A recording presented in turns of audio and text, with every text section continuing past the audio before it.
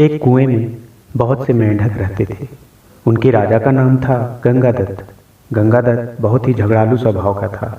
आसपास दो तीन कुएं और भी थे, उसमें भी मेंढक रहते थे। हर कुएं के मेंढकों का अपना राजा था। हर राजा से किसी न किसी बात पर गंगादत्त का झगड़ा चलता ही रहता था। वह अपनी मूर्खता से कोई गलत काम करने लगता और बुद्धिमान मेंढक रोकने की कोशिश करते तो मौका मिलते ही अपने पाले गुंडे मेंढकों से पिटवा देता। कुएं के मेंढकों में भीतर गंगादत्त के प्रति रोष बढ़ता जा रहा था। घर में भी झगड़ों से चैन न था। अपनी हर मुसीबत के लिए दोष देता। एक दिन गंगादत्त पड़ोसी मेंढक राजा से खूब झगड़ा। खूब तू मैं हुई।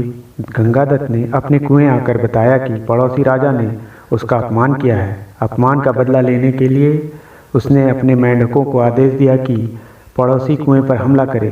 सब जानते थे कि झगड़ा गंगादत्त ने ही शुरू किया होगा। कुछ सियाने मेंढकों तथा बुद्धिमानों ने एकजुट होकर एक स्वर में कहा, राजन, पड़ोसी कुएं में हमसे दुगने मेंढक हैं। वे स्वस्थ व हमसे अधिक ताकतवर हैं। हम यह लड़ाई नहीं लड़ेंगे।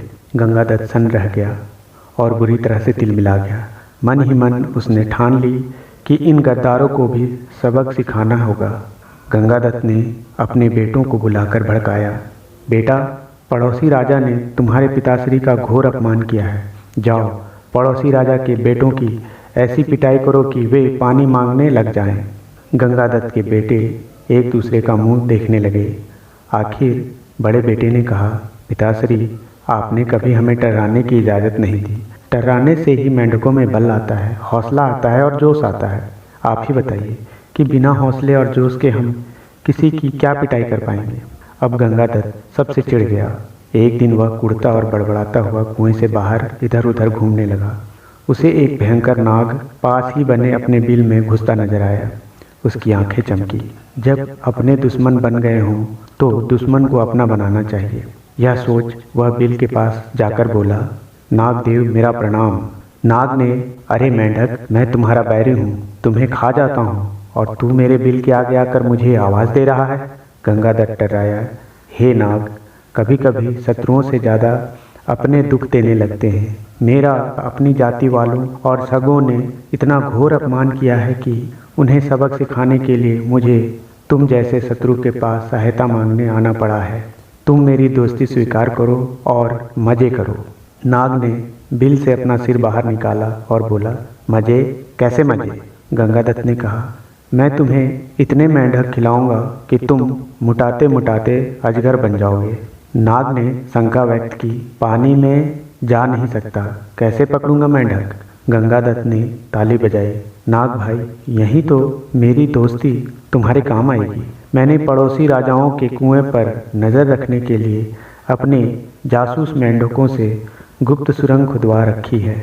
हर कुएं तक उनका रास्ता जाता है। सुरंग जहाँ मिलती है वहाँ एक कक्षा है। तुम वहाँ रहना। जिस जिस मेंढक को खाने के लिए कहूँ उन्हें खाते जाना। नाग गंगादत्त से दोस्ती के लिए तैयार हो गया, क्योंकि उसमें उसका लाभ ही लाभ था। एक मूर्ख बदले की भावना में अंधे होकर अपनों को दुश्मन के पेट के हवाले करने को तैयार हो तो दुश्मन क्यों ना उसका लाभ उठाए। नाग गंगादत्त के साथ सुरंग कक्षा में जाकर बैठ गया। गंगादत्त ने पहले सारे पड़ोसी मेंढक राजाओं और उनकी प्रजाओं को खाने के लिए कहा। नाग कुछ सप्ताह में सारे दूसरे कुएं के मेंढक सुरंग के रास्ते जा जाकर खा गया। जब सब समाप्त हो गए तो नाग गंगादत्त से बोला, अब किसे खाऊं, जल्दी बता। 24 घंटे पेट फुल रखने की आदत पड़ गई है। गंगादत्त ने कहा, अब मेरे कुएं के सभी सियाने और बुद्धिमान मेंढकों को खाओ। वह खाए जा चुके तो प्रजा की बारी आई। गंगादत्त ने सोचा, प्रजा की ऐसी की तैसी हर समय कुछ न कुछ शिकायत करती रहती है। उनको खाने के बाद नाग ने खाना मांगा तो गंगादत्त बोला, नाग मित्र, अब केवल मेरा कुनबा और मेरे मित्र बच्चे हैं। खेल खत्म और मेंढक हजम। नाग ने फन फैलाया और फुफकारने लगा, मेंढक, मैं अब कहीं नहीं जाने का। तू अब खाने का इंतजाम कर, वरना हिस। गंगादत्त की बोलती बंद हो गई। उसने नाग को अपने मित्र खिलाए, फिर उसके बेटे नाग के पेट में गए।